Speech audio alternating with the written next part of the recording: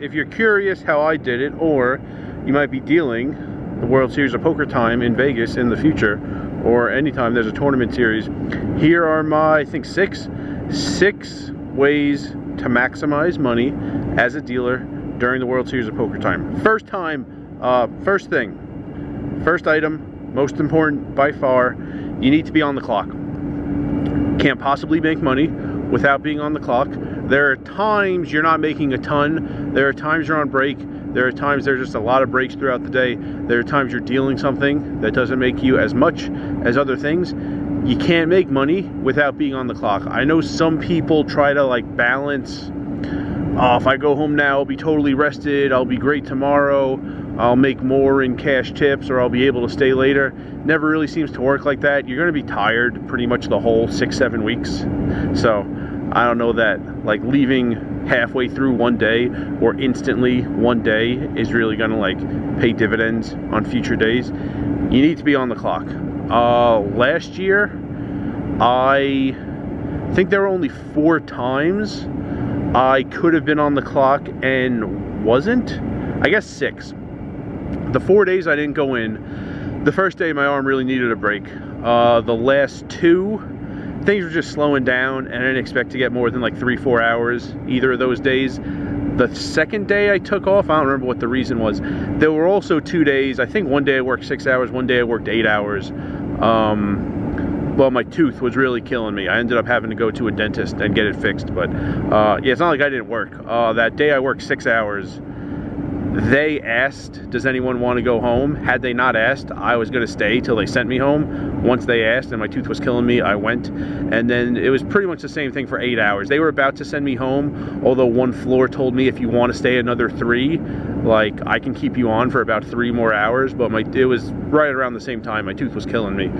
So I just went home and like filled my mouth with ice until I fell asleep. But yeah, just be on the clock as much as you can. There's no way to make money when you're not on the clock. Second one is similar. Don't take an EO, an early out. So this year, what I did a couple of times, there was that day I really didn't want to deal big O nor cash at Orleans, and I was only on the clock 23 minutes. There was another time, it wasn't up to me. I said I had a shift later that night at Planet Hollywood, and that put me at the top of the EO list, and I was only on the clock about 2 hours. But on the other side, there was an early day at Orleans. I was standing in roll call. They needed people to go home instantly because it wasn't busy and they scheduled too many dealers. I had been awake for 21 hours and I stayed. And I worked, I don't know, like 6-7 hours. There weren't a ton of 8-hour days at Orleans this year, but 6-7 hours, and made solid money that day. There were a lot of days like that with the triple shifts. Yeah, it's getting real windy. I'm trying to block you from the wind. A lot of those triple shifts I could have. There was one towards the end where I had to change rooms, and I was at the end of a triple shift and really could use the rest. It wasn't feeling great, and I left Planet Hollywood. That's the only time, I think that's the only time I left early at Planet Hollywood.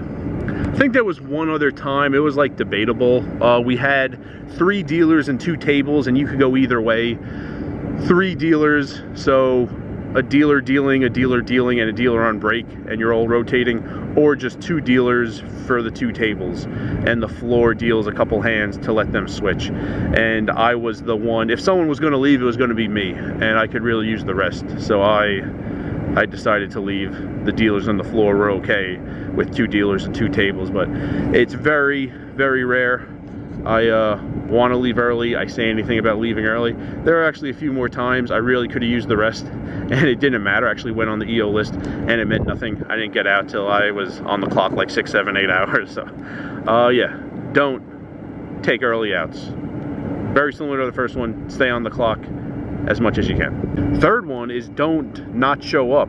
Don't commit a no-show. For one, it's bad in terms of like demerits. That's not the word they use usually, but like they're going to be points. A woman just drove by and has no idea what's going on because she can't even see the tripod because my hat is blocking it in an effort to block the wind. It looks like I'm just talking to a hat pretty much. But yeah, you're going to get like infraction points for not showing and not telling anybody, so don't do that. But the reason I'm saying it is don't like schedule too much. I hope the wind isn't making the audio real bad. I tried the 2 jobs. It's not what I did last year. This year I tried it. I was not going to know what it was like until I did it, so I tried it. But don't schedule too much. Even if you schedule 2 jobs, I don't know that there's a lot of people out there doing like 10 shifts per week. That's tough.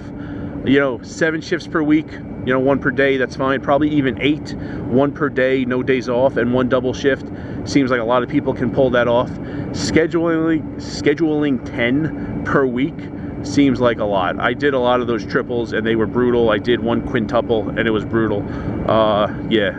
So some people schedule too much and they end up like calling out, or yeah, just not showing, telling someone I'm not showing, or looking to leave instantly from one of the jobs, and it just defeats the purpose of trying to schedule so many shifts, so many hours, when you're just like almost like abandoning one of the positions. So schedule the most that you could stay on the clock as long as you can for every shift, kind of combining numbers 1, 2, and 3 here. Say yes to things similar to some of the first few items, directly and indirectly. So like at Orleans, when they asked me to deal cash, for one, it's not really a question. So, but anyway, I just say yes. For one, it keeps me on the clock. That's why I liked it so much last year, because they only asked when the tournament was slow, but dealing cash all day kept me on the clock for 8 hours. If I said no and stayed in the tournament area, at some point during the day, I would have been up to like for the random draw to send people home because they had too many dealers. So saying yes to that at Orleans kept me on the clock. That's why I liked it directly. It also just does good things for you with your bosses, with your floor people.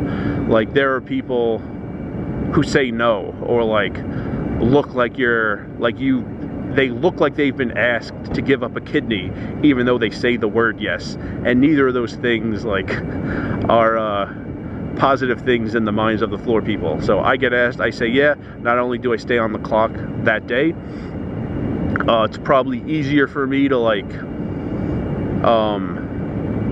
switch a day if I need to, or probably like next summer it'll be easier for me to like schedule the days I want. Maybe someone else is looking to only work like Wednesday, Thursday, Friday, and so am I. Well, I don't say no to things and don't like pretend I can't deal cash and don't leave early. So if only one of us is going to get that, I think I'm more likely to get that, and therefore I could like maximize my 2026 schedule, things like that. So it helps directly and indirectly. Learn all the games. That's a big one. So if you can only deal no limit, okay, that's fine. You're probably gonna make more money in, you know, 6-7 weeks of the series than 6-7 weeks working most other jobs. But there are way more opportunities if you know how to deal all the games. Just at Orleans, a lot of mixed game tournaments. Also, you're not dealing cash. Even if you know how Bravo works, you're not dealing cash unless you could deal Omaha 8, and sometimes Stud is in the mix also.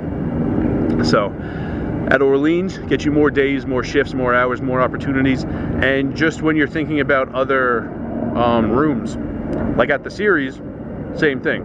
Series has plenty of mixed games. Like there's no chance you're going to deal at the Golden Nugget unless you know how to deal mixed games. I think Red Rock only runs No Limit Hold'em and Limit Hold'em.